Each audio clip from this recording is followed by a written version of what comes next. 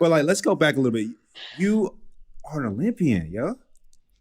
That's like the highest of the highest of feats. Like, Insane. let's dive into that right there. How, when, what took place? How was your training? Like your mentality, all of it. Yeah. So as I said, I'm Haitian. So I have dual citizenship with Haiti and with the United States. And going into it, it was a track meet. So basically, when you run for a different country, some countries have actual qualification rounds, like USA does have the Olympic trials. Mm-hmm. And so Haiti did not have like a trial. What I had to do was hit the A standard for the Olympics in order to qualify. And the A standard was 51:43. I think it was 51:43. And pretty fast time for 400 back in the day. So it was 2012. I was a junior in college. I went to Clemson and I went there on a track scholarship, but I started out at the University of Oklahoma, so I got to shout them out first. And I transferred to Clemson my sophomore year.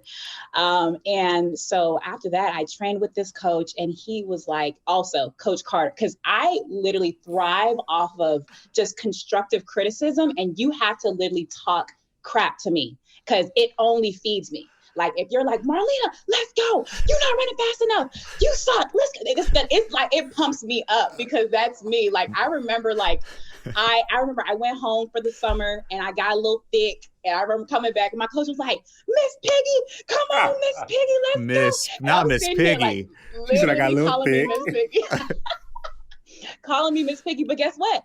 I went hard every single day until I worked all of my thickness off to where I was able to be back in shape. But fast forward back to the race. It was at the ACC Championship 2012, Charlottesville, Virginia. And it was at the University of Virginia.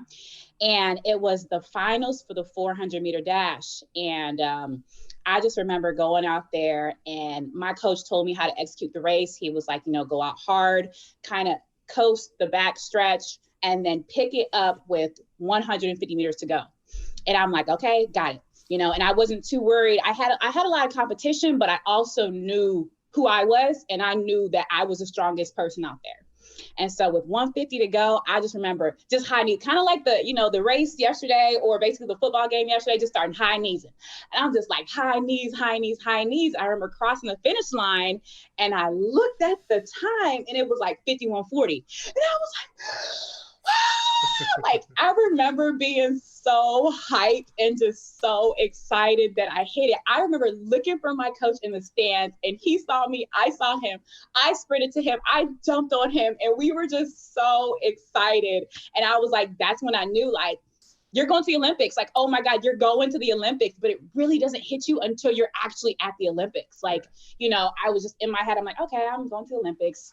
And the opening No big ceremony deal. is when it really, it really hits you at the opening ceremony. You're just like, holy crap, I'm like really at the Olympics. Like, oh, this is kind of cool.